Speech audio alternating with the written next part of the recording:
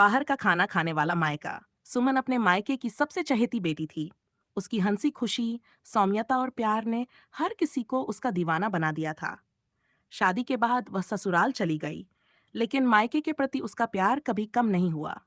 मायका उसके दिल में हमेशा बसता था। शादी के कुछ सालों बाद सुमन को मायके आने का मौका मिला।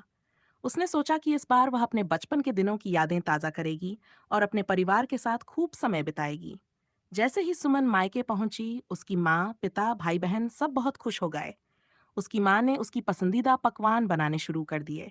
पूरन पोली, आलू के परांठे, दाल बाटी और घर की बनी मिठाइयाँ। सुमन को हर चीज में वही प्यार और अपनापन महसूस हुआ जो वह बचपन से पाती आई थी। लेकिन इस बार सुमन के व्यवहार में एक बदलाव था। वह हर बार खाने की मेज पर शिकायत करने लगती। माँ, ये परांठे ठीक से सिके नहीं हैं। दाल में नमक थोड़ा कम है।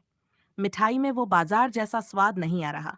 सुमन की ये शिकायतें सुनकर माँ थोड़ा उदास हो जाती, लेकिन उन्होंने सोचा कि शायद सुमन को अब बाहर के खाने की आदत हो गई है। एक दिन माँ ने उससे प्यार से पूछा, बेटा, क्या तुम्हें घर का खाना अच्छा नहीं लगता?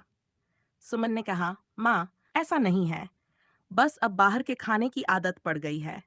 ससुराल में भी हम अक्सर होटल से खाना मंगवाते हैं। वहाँ का खाना ज्यादा स्वादिष्ट लगता है। सुमन की बात सुनकर माँ चुप हो गई। उन्होंने कुछ नहीं कहा, लेकिन उनके चेहरे पर हल्की चिंता साफ झलक रही थी। अगले दिन माँ ने सुमन से कहा, बेटा, आज बाजार चलते हैं। सुमन खुश हो गई। उसने सोचा कि माँ शायद उसके लिए कुछ अच्छा खरीदना चाहती हैं। वे दोनों बाजार गईं और वहां एक होटल में खाना खाया। सुमन ने बहुत चाव से पिज्जा, बर्गर और चाइनीज नूडल्स खाए। माँ बस उसे देखती रहीं और मुस्कुराती रहीं। रात को घर लौटने पर माँ ने सुमन से कहा, बेटा, अब मुझे समझ में आया कि तुम्हें बाजार के खाने से इतना लगाव क्यों है। बाहर का खाना सच में अलग स्वाद देता है, लेकिन क्या तुम जानती हो, ये स्वाद सिर्फ कुछ समय के लिए अच्छा लगता है। इसमें जो चीजें डाली जाती हैं, वे सेहत के लिए अच्छी नहीं होती। सुमन ने हंसते हुए कहा, माँ, आजकल सब यही खाते हैं, इसमें बुरा क्या है? माँ ने कुछ नहीं कहा। उन्होंने अगले दिन के लिए एक योजना बनाई। अगले दिन सुबह माँ ने सुमन को रसोई में बुलाया। उन्होंने कहा, आज तुम्हें कुछ खास सिखाना है। सुमन ने कहा, क्या माँ? माँ ने मुस्कुराते हुए कहा, तुम्हारा पसंदीदा बाजार वाला खाना घर पर बनाना। माँ और सुमन ने साथ मिलकर पिज्जा का आटा गूंथा, सॉस तैयार किया और ताजी सब्जियों से पिज्जा बनाया। फिर उन्होंने नूडल्स और मंचूरियन भी तैयार किया। सुमन को ये सब बनाते समय बहुत मजा आया। उसने महसूस किया कि घर पर बना खाना न सिर्फ स्वादिष्ट होता है, बल्कि सेहतमंद भी।